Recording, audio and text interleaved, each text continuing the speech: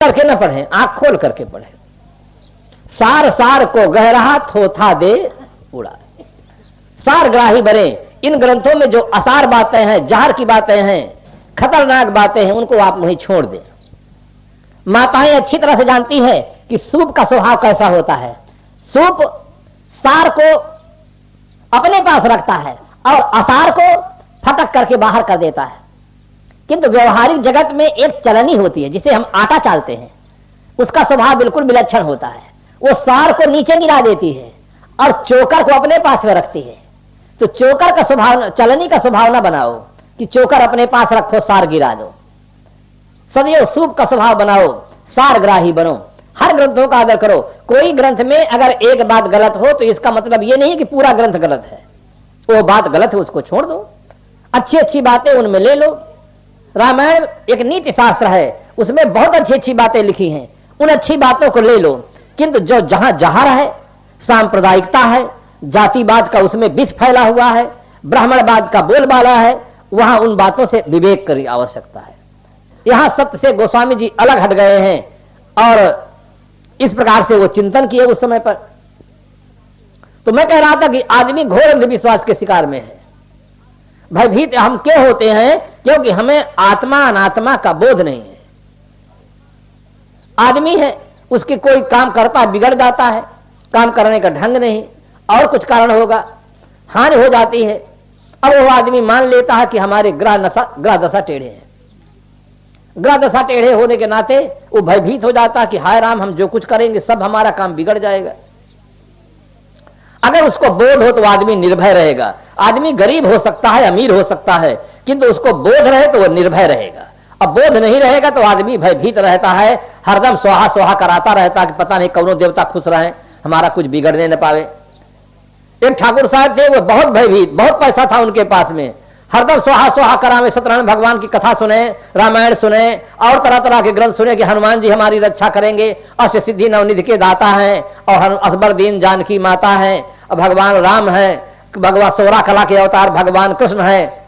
सब में विश्वास रहे कि कौनो देवता तो रक्षा करी है। और एक दिन बदमाश आ गए और उनको पकड़ करके अच्छी तरह से पीटे और सारा धन लेकर चले गए। न हनुमान जी गदा लिए बैठ रह गए, राम जी धनुष लिए बैठे रह गए, कोई देवता काम में नहीं आया। जब जिंदा देवता भिड़ा तो ये सब देवता बाहर के बाहर पड़े रह गए। तो इस प्रकार से बंधुओं, आदमी को बोध नहीं है, इसलिए भयभीत होता है। एक आदमी था बहुत गरीब। गरीबी के कई कारण हैं। संपत्ति का ठीक ठीक बंटवारा न होना भी एक गरीबी का कारण है। शिक्षा के क्षेत्र में न बढ़ना भी गरीबी का एक कारण है।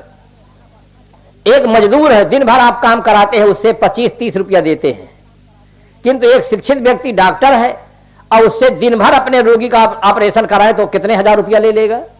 वो 30 रुपया थोड़ी लेगा। एक वकील से आप अपने मुकदमा की बहस कराने के लिए खड़ा कर दीजिए, वो 30 रुपया थोड़ा लेगा, बात की बात करेगा, सैकड़ों रुपया ले लेगा। तो शिक्षा के क्षेत्र में जो लोग नहीं गए तो वे गरीब रह गए। धन का ठीक से जमीनों का बंटवारा नहीं हुआ, वो गरीब रह गए। किसी के पास सैकड़ों एकड़ जमीन है, वो पड़ी हुई है बिल्कुल बेकार, और किसी के पास, बेचारे के पास 1 एकड़ भी अपने खाने पीने के लिए भी नहीं है। तो संपत्ति का बंटवारा ठीक से नहीं, उसका भी एक कारण है। और गरीबी का एक बहुत बड़ा कारण है असंजम। आदमी के जीवन में संजम नहीं है, उसका भी एक बहुत बड़ा कारण है। आदमी गरीब है परंतु उसके दर्जनों बच्चे हैं। एक तो पहले से घर में खाने को नहीं है और इतने बच्चे पैदा कर दिया है कि न बच्चे के लिए कपड़ा है, न भोजन है, न मकान है, पूरा जीवन नरक बना करके रख दिए हैं। असंजम भी बहुत बड़ा कारण है। वो आदमी गरीब था, रास्ते से जा रहा था, एक पंडित जी मिल गए, कहे देखो तुम्हारा हाथ देखे, तो उसका हाथ देखे, कहे तुम्हें शनि ग्रह लगा हुआ है, इसी कारण से तुम्हारी आर्थिक स्थिति बिगड़ गई है। अगर तुम शनि ग्रह शांत करा दो तो तुम माला माल हो सकते हो, तुम धनवान आदमी हो सकते हो। वो आदमी सीधा साधा था, कुछ बुद्धि रखता था, समझदार था। उसने कहा महाराज, शनि ग्रह शांत करने के लिए कितना सामान लगेगा? कहा इसको शांत करने के लिए सामान तो बहुत चाहिए, किंतु तुम गरीब आदमी हो, तुम कुल 1 से 1 रुपया दे दो, हम सब सामान लाएंगे और ग्रह दशा शांत कर देंगे। उसने कहा महाराज मेरे पास 1 से 1 रुपया तो नहीं है। तुरंत पंडित जी ने कहा अच्छा 51 दे दो। उसने कहा इतना तो व्यापारी भी कम नहीं करता है, कहां 1 से 1, कहां 51, मामला कुछ गड़बड़ है ऐसा लगता है। उसने कहा 51 दे दो, हम तुम्हारे ग्रह दशा शांत कर देंगे। कहे महाराज 51 भी नहीं है। अच्छा कहा 11 रुपया तो है ना, 11 रुपया तो है, 11 दे दो। उसने कहा महाराज 11 भी नहीं है, क्योंकि कुल 10 रुपया रोज मैं पाता हूं, मैं हूं, पत्नी है, 2 बच्चे हैं, घर में 4 आदमी खाने वाले हैं, अभी जाऊंगा काम करूंगा तब 10 रुपया मिलेंगे, अभी मेरे पास 11 रुपया नहीं है। पंडित जी ने कहा अच्छा 1.25 रुपया तो है, 1.25 रुपया दे दे। उसने कहा महाराज अभी तो कुछ मिला ही नहीं है, अभी तो मेरे पास 1.25 रुपया भी नहीं है। तब पंडित जी ने कहा तुम्हें जाओ ग्रह दशा लगा भी नहीं है, और लगेगा तुम्हारा क्या कर लेगा, जब तुम्हारे पास कुछ है ही नहीं है और लग भी जाएगा तो क्या करेगा। तो इस प्रकार से बंधुओं ये केवल अंधविश्वास है। अब आदमी भयभीत हो जाता है। तो इस प्रकार से आदमी के भय के बहुत कारण है। और साहेब कबीर कैसे हैं, अभय पद दाता। साहेब कबीर अभय पद देने वाले हैं, बताते हैं कि हर आदमी को कर्तव्यनिष्ठ होना चाहिए, हर आदमी को सदाचारी होना चाहिए। सदगुरु कबीर साहब की यह साखी बहुत प्रसिद्ध है, हर घर घर में लोगों को याद रहना चाहिए।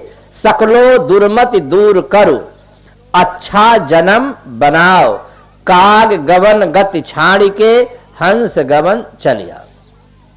अच्छा जन्म बनाओ, अपने जीवन को अच्छा बनाओ। आज आदमी जीवन को छोड़कर बाकी सब चीजों को अच्छा बनाने में लगा है। आज आदमी बहुत बढ़िया घड़ी बना रहा है, रेडियो बना रहा है, टेलीविजन बना रहा है, कपड़ा बना रहा है, मकान बना रहा है, राइफल बना रहा है, बम बना रहा है, सब चीज बढ़िया बढ़िया बना रहा है, किंतु जीवन भर बढ़िया नहीं बना रहा है। तो जीवन में तो जो कुछ पाए खा सकता है, जो कुछ पाए पी सकता है, जो कुछ मौका मिले कर सकता है। जीवन बिगड़ गया तो चाहे आपके पास घर में जितना धन भरा हो, परिवार भरा हो, सुख शांति गूलर का फूल हो जाएगी। हर आदमी को पहले अपना जीवन बनाना चाहिए। चाहे आप मूर्ति पूजा करने वाले हों, चाहे हवन करने वाले हों, चाहे मंत्रों का जाप करने वाले हों, चाहे नमाज पढ़ने वाले हों, आपका जीवन अच्छा रहेगा तो आप जहां रहेंगे वहीं सुखी रहेंगे। और जीवन अच्छा ना होगा तो इन देवी देवताओं भगवान के भरोसे बैठेंगे तो कुछ काम होने वाला नहीं है। एक आदमी, एक लड़का था, उसका लड़के पर उसकी बड़ी आस्था थी। लड़का कॉलेज कर रहा था। लड़के का पिता रामायण को बहुत मानता था। उसने कहा भगवान अगर मेरा लड़का कॉलेज पास किया तो मैं अखंड रामायण कराऊंगा। और लड़का पढ़ने में कमजोर था, खेलने में तेज था। अब अखंड रामायण के बल पर, भगवान के बल पर उसको पास कराना चाहते थे। पास कहां से हो, क्योंकि परीक्षा में बच्चा बैठेगा, वहां हनुमान जी तो पहुंचेंगे नहीं और राम जी भी नहीं पहुंचेंगे, न गणेश जी पहुंचेंगे कलम चला देने के लिए। बच्चा फेल हो गया। बच्चा फेल हो जाता तो रामायण की कथा नहीं, अखंड रामायण नहीं हुआ। राम जी की मूर्ति को सड़क पर निकाल के रख दिया। कहा कि जब इनके पास इतनी क्षमता नहीं है कि मेरे बच्चे को पास कर दे तो भवसागर से ये कहां पार करी है। उसके दिमाग का स्क्रू ढीला हो गया, उसकी श्रद्धा समाप्त हो गई। रामायण का स्नान करके रामायण पाठ करता था, रामायण पाठ करना बंद कर दिया। सायंकाल धूप दीप बत्ती करता था, वो भी बंद कर दिया। अब उसकी कोई श्रद्धा न रह गई। कुछ दिन के बाद उसका एक मित्र मिला। मित्र ने कहा आजकल तुम बड़े रूखे फीके मालूम होते हो, क्या कारण है। कहा क्या कारण बताएं, हमारा लड़का कॉलेज में था, फेल हो गया। मैं मनौती माना था कि अगर लड़का पास हो जाएगा तो मैं रामायण का पाठ कराऊंगा। हनुमान जी कुछ सहायता नहीं की, राम जी भी कुछ सहायता नहीं की, तो मेरी आस्था बिल्कुल बिगड़ गई है। अब मैं किसी को कुछ नहीं मानता हूं, न रामायण को मानता न भगवान राम को मानता हूं। वास्तव में मित्र बड़ा समझदार था। मित्र ने कहा देखो, अष्ट सिद्धि नवनिधि के दाता, असबर दीन जानकी माता। अष्ट सिद्धि नवनिधि के देने वाले हनुमान जी है। तुम हनुमान जी की पूजा करो, हनुमान जी की मनौती मानो, हनुमान जी के मंदिर में ये बच्चा जाए और सब करे तो फिर हनुमान जी पास कर देंगे। अब उसको बात लग गई कि वास्तव में ये हो सकता है। हनुमान जी के मंदिर में जाने लगा। हनुमान जी के मंदिर में रंग चढ़ावे, हनुमान चालीसा का पाठ करे, मंदिर में धोवे, सब करे। और उधर बच्चे को फेल हो जाने से बच्चे के मन में बड़ी ग्लानि पैदा हुई कि मेरे साथ में पढ़ने वाले छात्र एक एक दर्जा आगे निकल गए, मैं फेल हो गया। उसके मन में इतना खेल से नफरत पैदा हो गई। रात दिन पढ़े, पढ़ने में बहुत परिश्रम किया, फर्स्ट डिवीजन पास हो गया। जब फर्स्ट डिवीजन पास हो गया तो उस पिता को ऐसा लगा कि कुल हनुमान जी की कृपा है। हनुमान जी की कृपा के कारण से वो पास हुआ है। तो हनुमान जी के मंदिर में खूब भंडारा किया, खूब तरह तरह से सब काम किया कि हनुमान जी की कृपा से पास हो गए। पास हो जाने से समस्या का समाधान तो नहीं हुआ। अब चाहिए बच्चे को नौकरी, अब नौकरी नहीं मिलती है तो फिर हनुमान जी का बाधा रखा कि हनुमान जी अब हमारे बच्चे को नौकरी मिलना चाहिए। ऐसा लगता है कि ये लोग देवी देवताओं को नौकर बनाकर रखे हैं, थोड़ा सा पूजा दे देंगे और बाद में हनुमान जी से पूरा सब काम कराएंगे। अब हनुमान जी तो वहां कुछ जाते नहीं ऑफिस में कि हाँ जा सिफारिश कर दे, उसको नौकरी नहीं लगी, बहुत दिन बीत गया उसको नौकरी नहीं लगी, तो अंतिम में हनुमान जी के प्रति उसकी श्रद्धा खत्म हो गई कि हनुमान जी जब हमारे बच्चे को नौकरी नहीं लगा सकते हैं तो यार हमारा क्या काम करेंगे, इस टूट गई इस प्रकार से। तो ऐसे श्रद्धा से काम नहीं चलता है, ऐसी श्रद्धा होनी चाहिए हनुमान जी के प्रति। हनुमान जी सदाचारी पुरुष थे, वीर पुरुष थे, राम काज कीन्हे बिना मोह कहां विश्राम। कितनी कर्तव्य निष्ठा थी, कितने बड़े वीर पुरुष थे, कितने साहसी व्यक्ति थे, कितने सदाचार निष्ठ व्यक्ति थे। हनुमान जी की पूजा इसलिए करो कि हम भी सदाचारी बने, हम भी स्वामी भक्त बने, हम भी कर्तव्य परायण बने, इसलिए हनुमान जी की पूजा करो। हनुमान जी की पूजा इसलिए न करो कि जितना हम चोरी बदमाशी करके पैसा लाते हैं हनुमान जी सब क्षमा कर देंगे, ये धोखा में मत पड़ना। हनुमान जी कभी राई रत्ती क्षमा नहीं कर सकते। चाहे हनुमान जी हो, चाहे राम जी हो, चाहे कृष्ण भगवान हो, चाहे कबीर साहब हो। कबीर साहब के डंके की चोट कहने वाले हैं, कबीर कमाई आपने निष्फल कभी न जाए, अब बोया पेड़ बंबूल का तो आम कहां थे। कितनी बढ़िया बात, हर आदमी को समझ में आ जाए कि जो आदमी बबूल का पेड़ लगाता है, चाहे जितना श्रद्धा रखे, चाहे यूरिया खाद डाले, गंगा जल से सींचे, कभी उसमें आम का फल नहीं लग सकता है। आम का फल खाना चाहते हैं तो आम का पौधा लगाना होगा।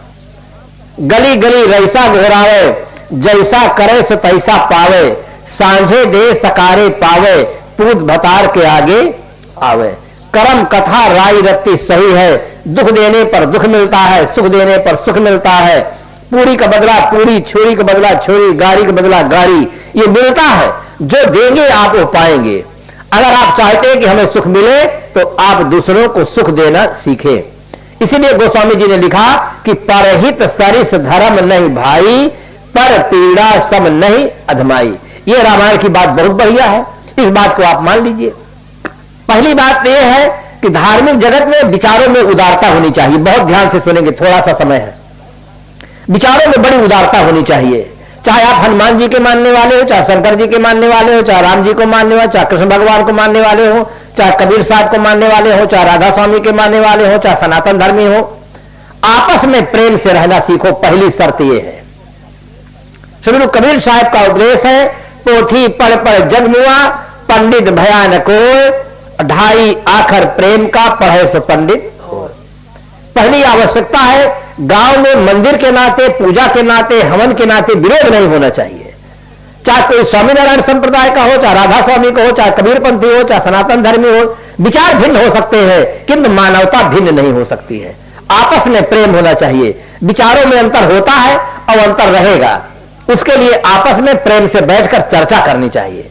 और जो सत्य है उसे मानना चाहिए, जो असत्य है उसे छोड़ना चाहिए। हमारे विचार बहुत अच्छे हों तो भी हमें जबरदस्ती दूसरों से मनवाना नहीं चाहिए। दूसरों को बताना चाहिए अपने विचार। उनकी मर्जी होगी मानेंगे, न मर्जी होगी न मानेंगे। आप बाजार में जाते हैं, बाजार में सब तरह का सामान लगा रहता है। परचून वाले रहते हैं, कपड़ा वाले रहते हैं, स्टील वाले रहते हैं, लोहा वाले रहते हैं। अब आपको जो लेना होता है वो जाके आप ले आते हैं।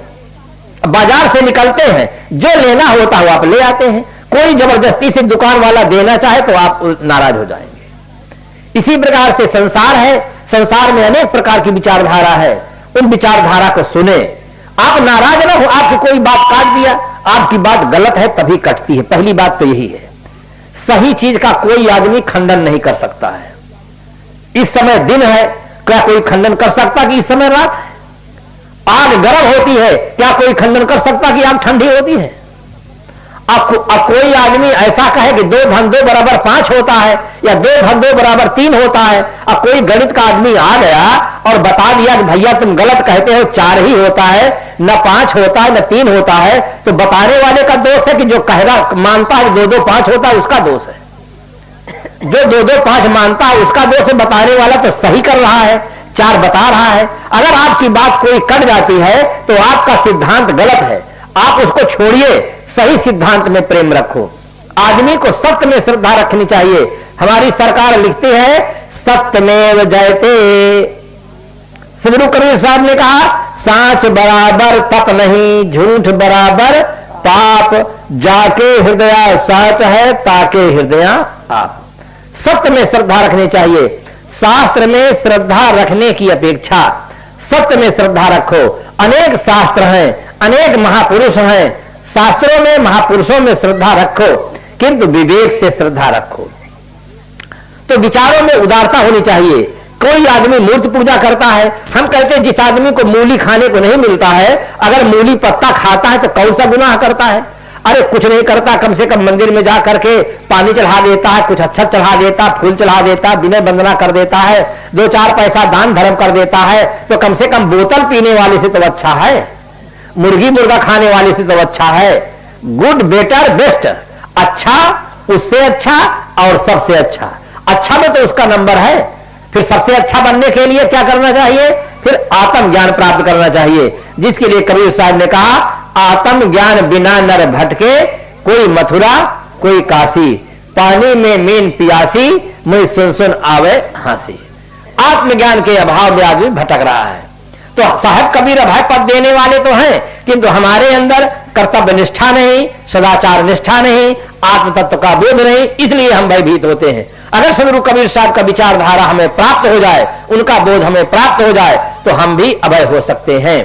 गीता काल में जहां दैवी संपदा का लक्षण लिखा है, वहां पर सबसे पहले उन्होंने अभयम लिखा है। अभयम सत्य संस्कृति ज्ञान योग व्यवस्थित ही दानम दमस्त यज्ञश्च स्वाध्यायस्तपार्जोम, पहले उन्होंने अभय लिखा है। इसलिए अभय की आवश्यकता है। अभय बनने के लिए 3 बातों पर ध्यान देना चाहिए। हम कर्तव्यनिष्ठ बने, सदाचार निष्ठ बने, आत्मनिष्ठ बने। आपके एक प्रश्न हुआ और एक प्रश्न में ठीक हमारी घड़ी 12 बजा दिया है। घड़ी देखते हर घड़ी, घड़ी न जाना कोई, घड़ी देख को कह सका कौन घड़ी क्या हो। कौन घड़ी क्या हो, घड़ी की चाल बिरानी, दुनिया ने सब जान लिया पर घड़ी न जानी। कहे मरवैया जैन घड़ी एक व्यर्थ न जाए, कौन घड़ी में घड़ी पता कैसी आ जाए। कोई नहीं जानता है किस घड़ी में क्या होने वाला है। इसलिए हर आदमी जब रोज भोजन करता है तो रोज उसे भजन करना चाहिए, जब रोज धन कमाता है तो रोज उसे धर्म करना चाहिए।